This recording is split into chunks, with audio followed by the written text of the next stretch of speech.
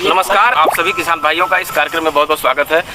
साथियों, ये आज का ये विशेष कार्यक्रम है और इसमें हमारे साथ हैं उत्तर प्रदेश में गन्ना विकास विभाग के अपर गन्ना आयुक्त और उत्तर प्रदेश गन्ना शोध परिषद के निदेशक आदरणीय श्री वी.के. शुक्ला साहब।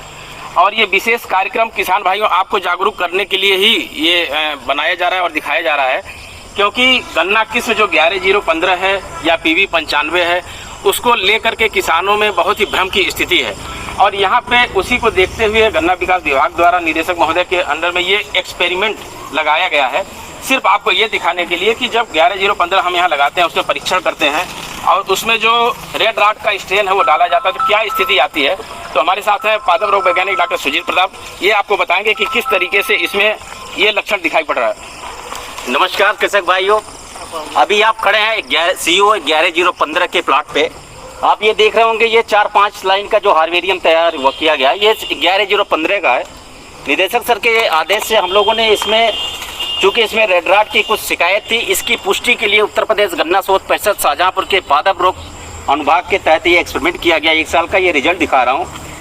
इस समय पूरे नॉर्थ इंडिया में अगर रेड राट पैथोटाइप की बात करें, जिसकी वजह से पूरा नॉर्थ इंडिया में महामारी की स्थिति आई थी, वो रेड राट का जो आइसोलेट है वो पैथोटाइप है, उसे CF13 कहा जाता है, जो कि CO238 से ये ओरिजिन हुआ है, उसी से पैदा हुआ है। इसलिए जो भी वैरायटी हमारे यहाँ से प्रजनक निकालते हैं, इस CF13 से जो फिल्टर करके अच्छे रिएक्शन देते हैं, अच्छा व्यवहार देते हैं, उस वैरायटी को आगे बढ़ाया जाता है। आप सभी लोगों के लिए रिलीज कराया जाता है आदरणीय आयुक्त महोदय के द्वारा। उसी के परिप्रेक्ष्य में हमने CF13, आप देखोगे यहाँ पे CF13 जो कि रेड राट का इनाकुलम है, और ये रेड राट का वही इनाकुलम है जो कि CO238 में पूरे उत्तर प्रदेश में महामारी की स्थिति ला दिया था। और इस वजह से CF13 से सबसे पहले 11015 कृषक हित में हम लोग चूँकि पहले किया गया था, कृषक की डिमांड थी, इसकी वजह से निदेशक सर की वजह से आदेश से हम लोगों ने किया। CF13 से रिएक्शन, इसमें इंजेक्शन एक चूँकि आता है, क्योंकि जब हम परीक्षण करते हैं तो सारे परीक्षण में वैज्ञानिक विधि को अपनाया जाता है। इसमें हम लोग इंजेक्शन CF13 के जो फंगस होते हैं, उस फंगस को इसके अंदर इंजेक्शन से इंजेक्ट किया गया, और इंजेक्शन ये अगस्त माह में लगाया जाता है, जब हमारे इस समय 90% 80% से ज़्यादा आर्द्रता होती है और टेम्परेचर लगभग 30 डिग्री सेंटीग्रेड के आसपास होता है। उसी समय इसमें इंजेक्शन लगाया जाता है, और इसमें इंजेक्शन लगाने के ठीक 10वें दिन या यूँ कहें 1 सप्ताह में ही रेड राट का जो इसमें सिम्टम होता है, ये रेड राट के बिहेवियर दिखने लगे। और आज के डेट में आप देखो 11015 में CF13 जो कि 238 का इनाकुलम है, पूरी तरह से पौधा ऊपर से टॉप टू बॉटम ड्राई हो चुका है।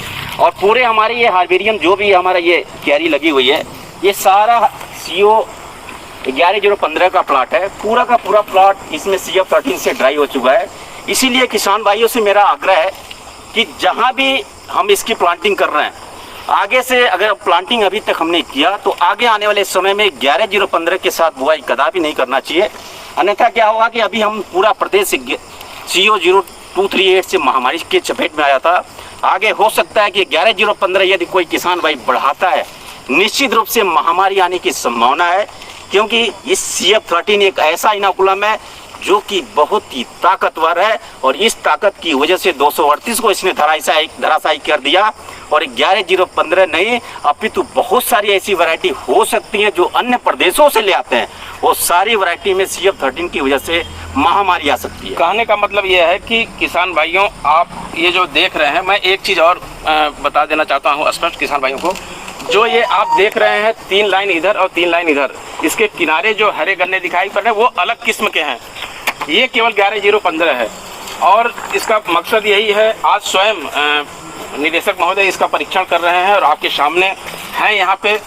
क्या इसकी भयावह स्थिति होगी, स्वयं मैं निदेशक महोदय से अनुरोध करूँगा किसान भाइयों को बताएं। सर, ये किसान भाई, आज का पर्पज़ ये है कि चूँकि 11015 को रिलीज़ करने के लिए बहुत सारे आपकी तरफ से डिमांड आ रही है, और ऐसे ही PV 95 के लिए आ रही है। तो उसी पर्पज़ से इसका आप लोगों को याद होगा कि लगभग 7-8 महीने पहले एक सर्कुलर गन्ना आयुक्त महोदय की तरफ से निकाला गया था, और उसी के क्रम में ये परीक्षण यहाँ पर रखाया गया है। परीक्षण का उद्देश्य है कि इसका परीक्षण पहले कर लिया जाए, ताकि अगर जैसे हम 238 की बीमारी से ग्रसित हो रही है, सारी लोगों को बदलना पड़ रहा है उसका भी, कल को ऐसी स्थिति ना आए 11015 के साथ कि हम उपज के चक्कर में हम कोई बीमारी आफत अपनी मोल ले लें। यहाँ मैं केवल आपको एक चीज़ बताना चाहूँगा कि जैसे टेस्ट किया, अभी कुछ मैंने अभी कल अपने ग्रुप पर, कुछ किसानों के ग्रुप पर एक वो डाला था कि इसका लक्षण क्या है और कैसे ये रिस्पांस कर रही है रेड रॉट पैथोजन से। तो उस पर कई सारे किसानों के कमेंट आए, कुछ अच्छे आए, कुछ निगेटिव कमेंट भी आए। तो मैं सिर्फ इसमें इतना कहना चाह रहा हूँ, बाकी तो आपकी मर्जी है, आपका खेत है, आपका पैसा है, आप जैसा चाहो वैसा करो। लेकिन ये ज़रूर ध्यान रखिए कि आपके खेत पर अगर कोई बीमारी नहीं आई है तो इसका मतलब ये नहीं है कि वो ससेप्टेबल नहीं है उस बीमारी से। जो हमारे शोध केंद्र पर कई लोगों के कमेंट आए थे कि शुक्र है कि शोध केंद्र पर आए, हमारे यहाँ नहीं आ रहे हैं। तो शोध केंद्र पर आने का कारण है कि हम उसका परीक्षण कर रहे हैं और उसको बाकायदा इनाकुलम इंजेक्ट कर रहे हैं। एक तो प्लग मेथड है और एक कॉटन स्वैब मेथड है। दोनों तरह से चेक किया कि उसमें कॉटन में फंगस को लगा करके और उस पर पौधे पर लगा देते हैं और दूसरा उसमें इंजेक्ट कर दें, जैसे अभी डॉक्टर सुजीत साहब ने बताया।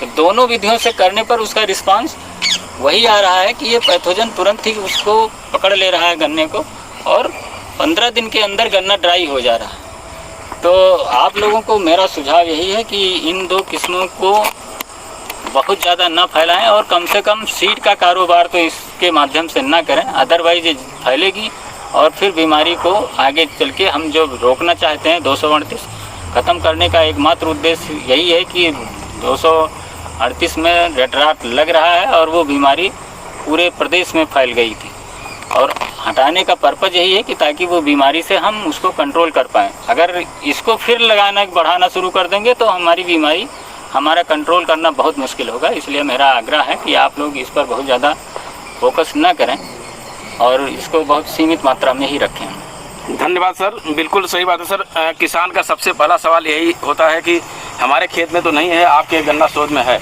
तो जैसा कि सर ने बताया कि हम यहाँ पे परीक्षण करते हैं, उसे इनाकुलेशन करते हैं, उसमें इंजेक्ट करते हैं फंगस को, तो इस वजह से तभी वैरायटियाँ रिलीज होती हैं।